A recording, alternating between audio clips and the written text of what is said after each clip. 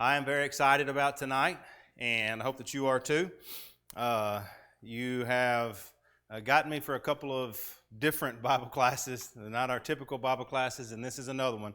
This is not going to be like your typical Bible class. Go ahead and open up to Genesis chapter 1, and we are beginning. This is the beginning of our study through the Bible. And so next quarter, we start in Genesis, and we're going to work through Revelation. So what we're doing starting off is something that we, shouldn't say we because we didn't come up with it. Actually, I think Brother Bob Waldron came up with it, but this is the three-cycle approach. So Genesis chapter 1, verse 1. Bonnie, can you read that? In the beginning, God created the heavens and the earth. All right. And turn over to Revelation chapter 22.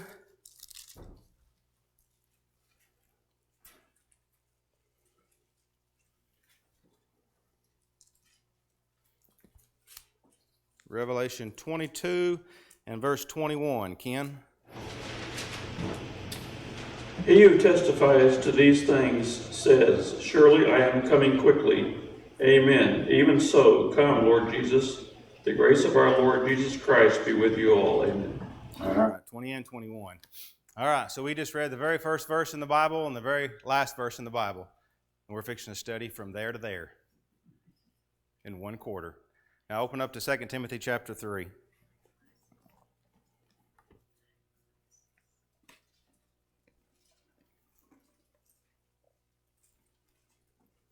Second Timothy chapter 3. So, and I have alluded to this. Actually, let me ask this. How many of you have not sat through a class on the three-cycle approach? Show of hands who have not sat in a class. Okay, about half the class. Awesome. Fresh meat. No, I'm just kidding. We're all very, very fortunate to be studying this together. But I have alluded to this. You've probably heard me allude to this, but this is the picture that I've talked about where we have to understand the Bible as a whole, and it is from Genesis to Revelation, the story of Christ. And so that's what this is all about. And so let's remember that. 2 Timothy 3, 16 and 17. Ms. Sue, can you read that, please? All Scripture is given by inspiration of God and is profitable for doctrine, for reproof, for correction, for instruction in righteousness, that the man of God may be complete, thoroughly equipped for every good work. All right, do we believe that? So we just read from Genesis 1:1 to Revelation 22:21. It says, all Scripture is inspired by God and is profitable for teaching, for reproof, for correction, for training in righteousness. How do we obtain this reproof, this correction, this training in righteousness? How do we obtain that? It's set here. Yeah, we have to know it. We have to understand it. And if we don't, then it's going to be of no benefit to us whatsoever. So whenever you try to, or you begin trying to learn something new and something that may be kind of large, it can be sometimes daunting. And so whenever we look at the books of the Bible and we think about, if I just look at this and think, wow, that's pretty daunting for me, which Clarissa has already pointed out, I don't like to read. And so you throw a book this large in front of me, and it's daunting and can be almost like, I don't know that I can ever understand that. I don't know that I can ever read that. And it may be something that whenever we're talking about in literally one quarter, we're going to go from Genesis to Revelation, it can be kind of daunting. But we're going to take it a step at a time. We're going to take it a cycle at a time. So one of the things that we are going to try and do is, all of us are fairly old, so we're not spring chickens, and so we've probably heard Bible stories for a large portion of our lives, and so we have all of this information. And trying to remember that information, you might be able to hear something that clues you into something, and it's like, yeah, I can kind of remember that story, and I can kind of remember that situation, and then somebody may say something else, yeah, I kind of remember that. But they're all just kind of mixed in together, and they're not very well organized. And so think of it this way, thinking about Mark and Tina just moved in, and a few of us were helping him move, and when we're taking boxes out, we're just putting them in the garage. And let's just say that we didn't get to this point, but let's just say he's got all of this stuff in his garage, and maybe there's several boxes that say garage, and we're like, well, what do we need to do with these? Well, just put them on the shelf. And so we just start unboxing boxes and putting them wherever, just putting them on the shelf. Now, Mark and Tina, they have two options after we leave and we've just put everything on the shelf. What's their options? Okay. That's pretty much your two options. They can leave it right where it's at, or they can arrange it, reorganize the shelves to where it's going to be better suited for them.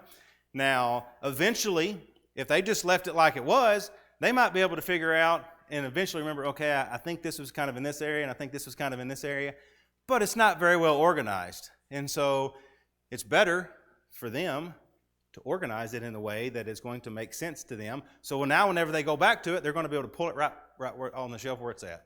That's what we're doing. We're trying to take all of this information, put it in an organizational form that makes it more easily for us to be able to remember it. So, whenever somebody asks you like about your job, and I actually had this happen to me just a couple of days ago at our job site in Bowling Green. So somebody comes up and they're asking me, what are you doing? Well, we're installing a geothermal heating and cooling system. Well, what is that? Well, if I was to sit there and kind of bumble around and fumble around, and it would be obvious what? I don't really know what I'm talking about. I don't really know what I'm doing. Now, and this is, I shouldn't use this as an example. This is not bragging in any way. But so I just start spouting off all kinds of stuff. And the guy seemed very interested. He was just a neighbor. And so after about 10 minutes, because he kept asking questions, and he looked at me and said, where'd you go to school to learn all that? So if we say we know the Bible, but then someone asks us a question and we don't know how to respond, do we really know the Bible? And so, again, this is a way, even as old as we all are, that we're going to work together to learn how to organize everything so that it's going to come to our recollection a lot more easily. So we're going to start. So I've mentioned this, the three-cycle approach. So there's 3 cycles, and the first cycle is the 17 time periods. So we take Genesis to Revelation, it's divided up into 17 time periods. Why 17? Kind of an odd number, ain't it? What, Clarissa? As Mr. Waldron said. Because Mr. Waldron said. Okay. Why else?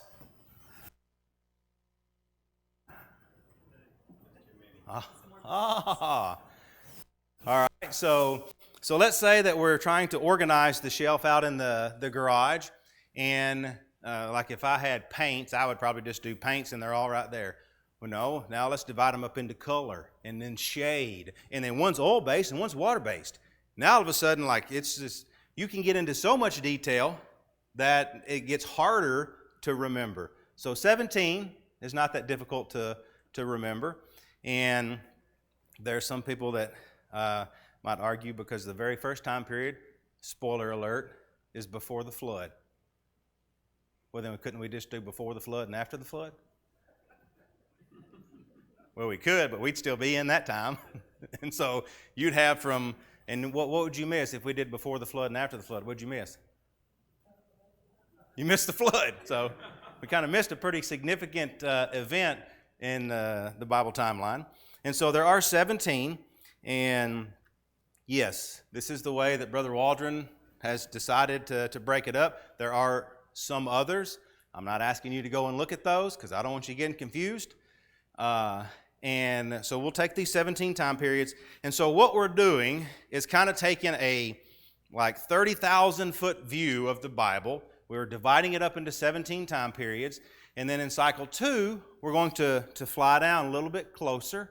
And we're going to start talking about the big stories, the big events that take place within these time periods, where we get those kind of in our memory bank. And then the third cycle, we'll go down a little bit deeper, and now we're going to connect Bible passages to those stories. And so one of the things that I will do as we go through the class And this is what I did back in 2017. So I have my Bible marked up where I'll have, this is the end of cycle 1 and the beginning of cycle 2. This is the end of cycle 5, the beginning of cycle 6. And so we've got it kind of marked in our Bibles. And that's helped me remember. And obviously when I'm flipping through, it's helping me in my study as well. So most of the Bible, a large portion of the Bible is narrative. And so how would you tell a narrative story? Let's say the story of someone's life. Or let's say the story, let's say you were taking a fishing trip. Where would you start in telling that story?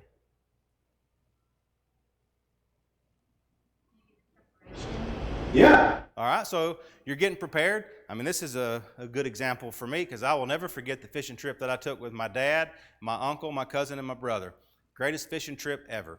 I can tell you about the preparation. I can tell you about the drive to Reelfoot Lake.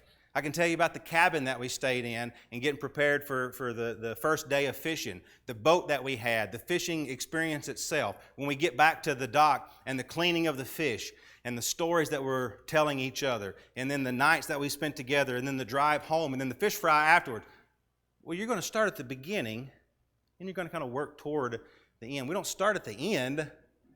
All right, if you're telling the story of someone's life, you're not going to start with their death. You're going to start with their birth, when they learned to walk, when they got their first tooth, when they went to kindergarten, when they got their first boyfriend or girlfriend. Like chronological.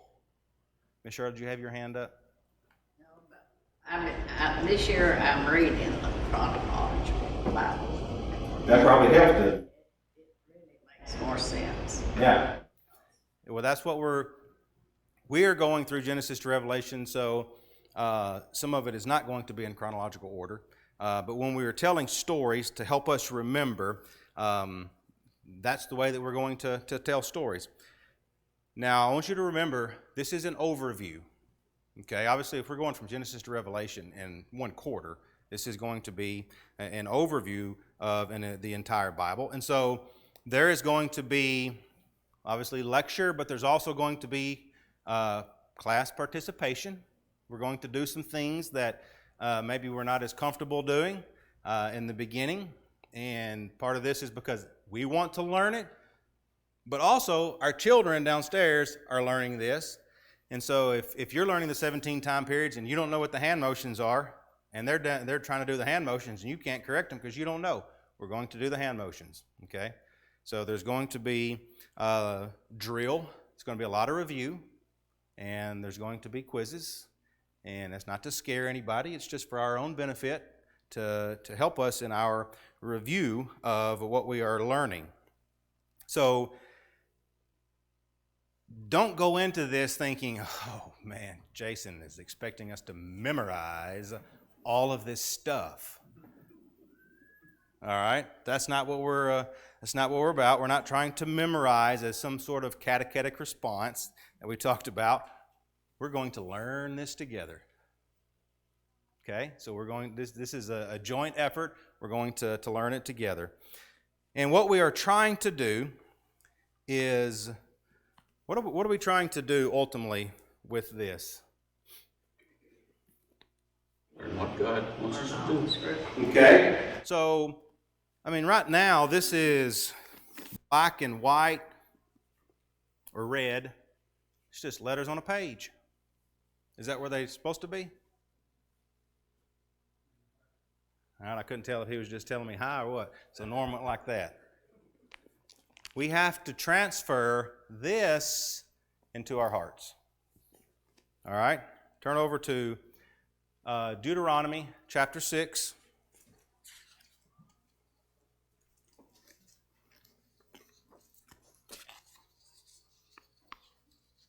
Jesse, we're up to you. Deuteronomy chapter 6, and just go ahead and read 4 through 9 for us. 4 through 9.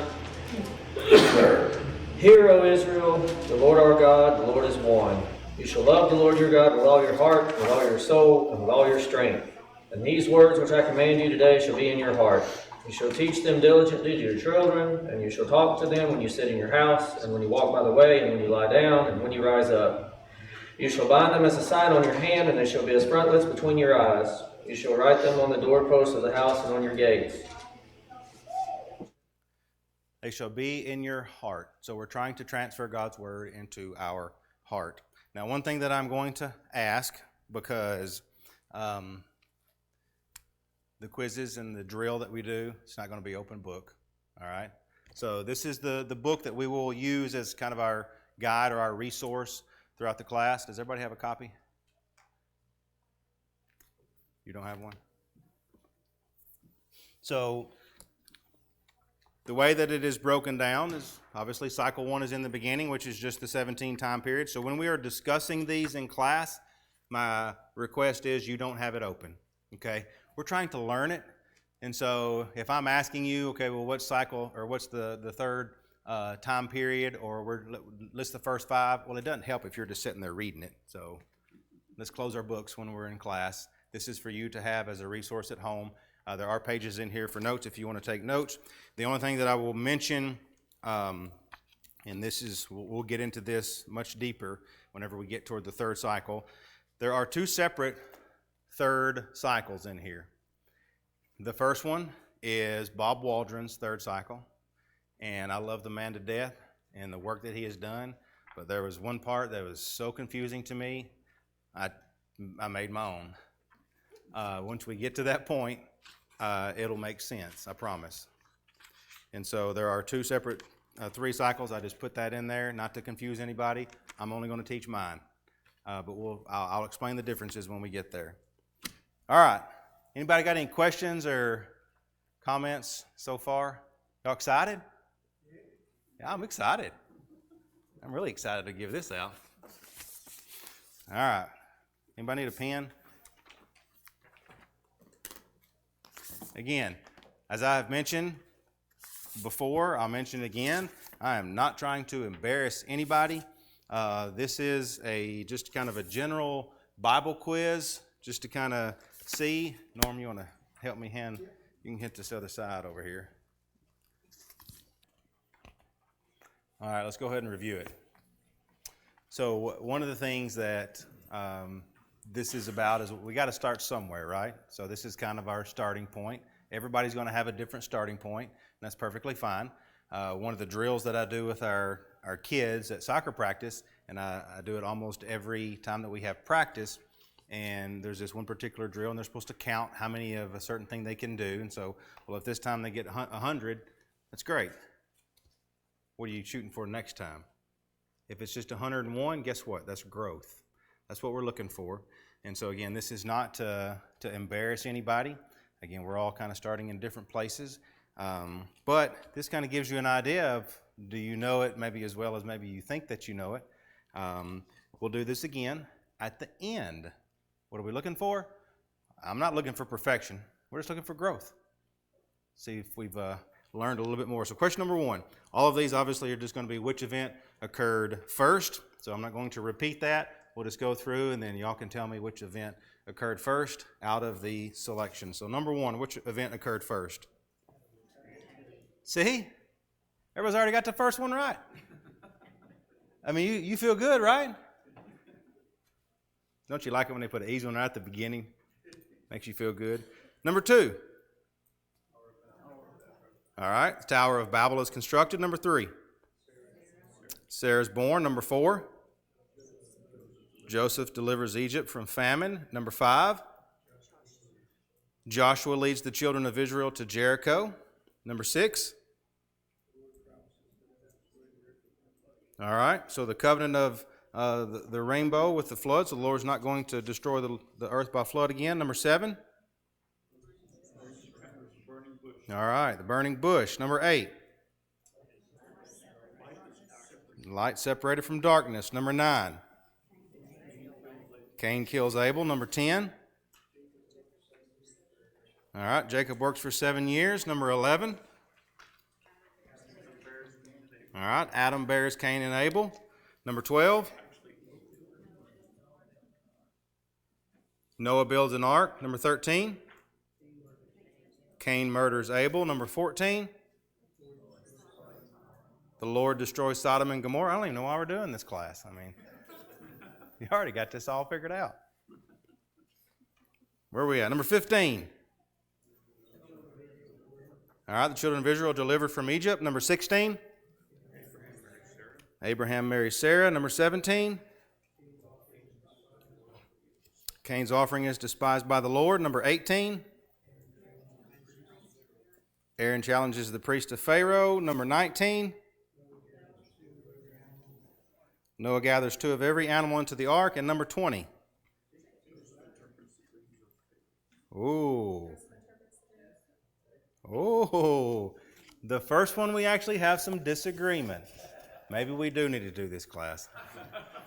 I thought I gave too easy of a quiz. All right, number 20. So we got, some people are saying Joseph interprets the dreams of Pharaoh, and some are saying Jacob sees a vision of a ladder leading to heaven.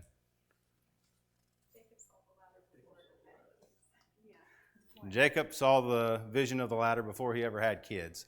So the correct answer is Jacob sees a vision of a ladder leading to heaven. And ain't that funny? We just talked about that in our types and shadows class. All right. Put the events in chronological order, with 1 being first and 15 being last. So of the list, what's number 1? First sin. What's number 2? Covenant of the rainbow. Number 3? Languages divided. Number 4? Oh, we got some more disagreement. So I heard Joseph and I heard Bush. Joseph sold into slavery. Remember, who was with the burning bush? That was Moses. So Joseph first, then Moses with the burning bush. What's number 6? All right, Korah, Dathan, and Abiram rebel. Number 7. Land distributed. Number 8. Oh, I got some more disagreement. I heard Samson and I heard David and Goliath. What took place first? All right, I love that too. Samson brings the house down. Samson brings the house down. That is number 8. And then number 9 is David and Goliath. All right, number 10. All right, Israel and Judah divide. Number 11. Hezekiah's life is extended through prayer. I don't think he ate pears and that extended his life. Number 12. Daniel in the lion's den. Number 13. Esther becomes queen. Number 14. Jesus is crucified, which then leaves number 15 as Saul is converted. All right, so see, you could just grade it yourself, and I'm not even going to ask for your grade. I would encourage you to hang on to that, and then whenever we do it again, yes, Lauren. I would like to point out a typo on number 11.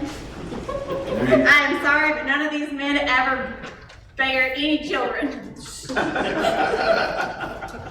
knew what I meant. Sire, yes. I'm not even going to put my red pen on that. All right, you knew what I meant. All right, so yeah, please keep that. We'll do it again at the end. Maybe I'll give the same questions. Maybe. We'll see. All right, we got like 6 minutes. So these are the objectives. Got 3 objectives for the class. Number 1, and some of this, those of you that just got through with the teacher training program, A Generation That Knows Not God, should recognize.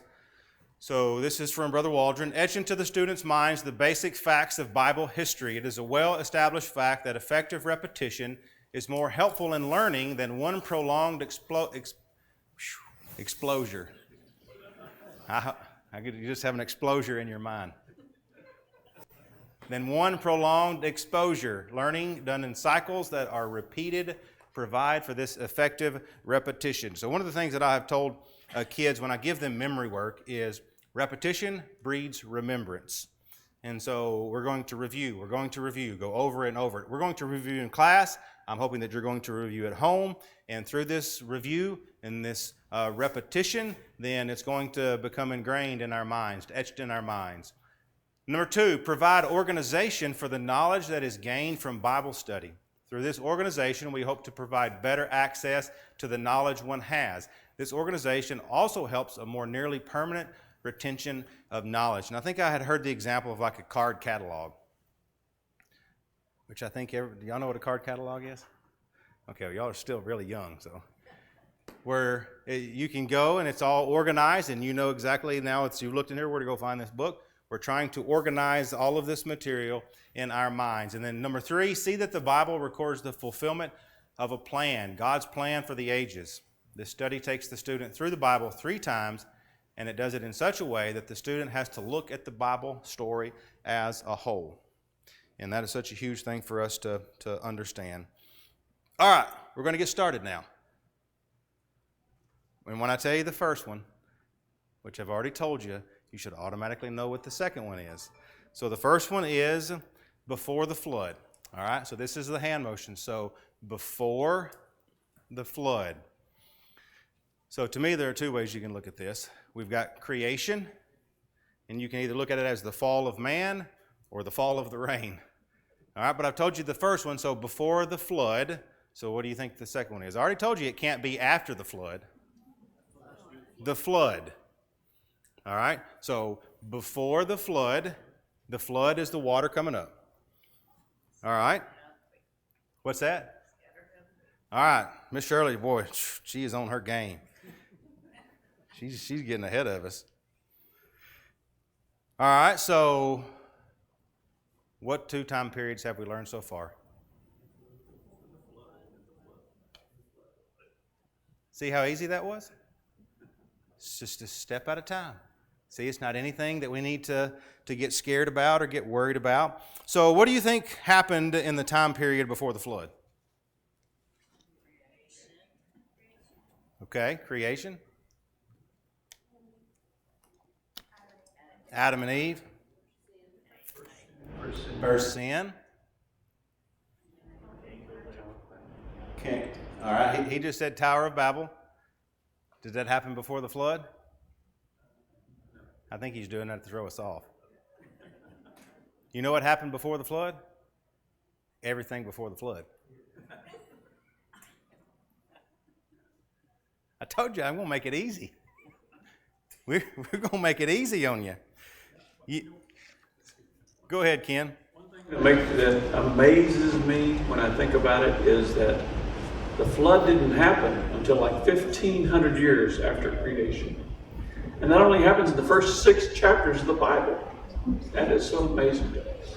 There are time periods that we will study that take place in a very short span of time, and there are others that take place over a rather large span of time. And yes, it is kind of interesting. So you've listed a lot of things that we'll actually talk about when we get to cycle 2, some of the events that did take place during that cycle. So one of the things that Brother Waldron tries to do and to help us get from one cycle to the next. Obviously, the first 2 are pretty easy. When you talk about before the flood, our mind should automatically go to the next one has to be the flood. If we're talking about before the flood, it's got to be the flood.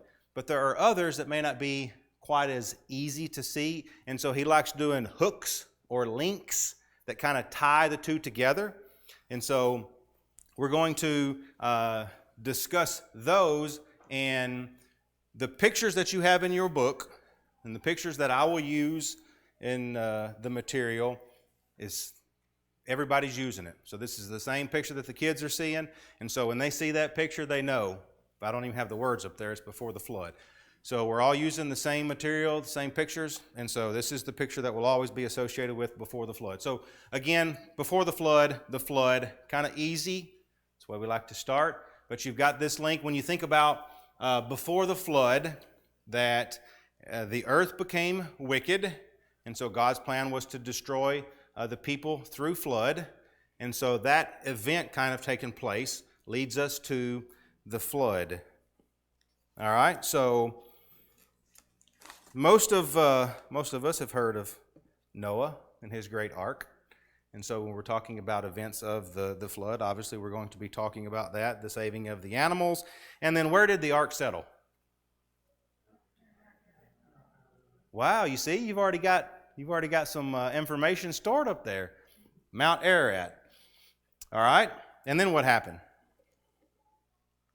The people were supposed to spread out, but they didn't. They did what Gil talked about. Okay, what did Gil talk about? All right. So Noah's descendants came to the plain of Shinar, where they built the Tower of Babel. And so after the flood, Noah's family obviously is growing, and there's obviously some time that is elapsing during this.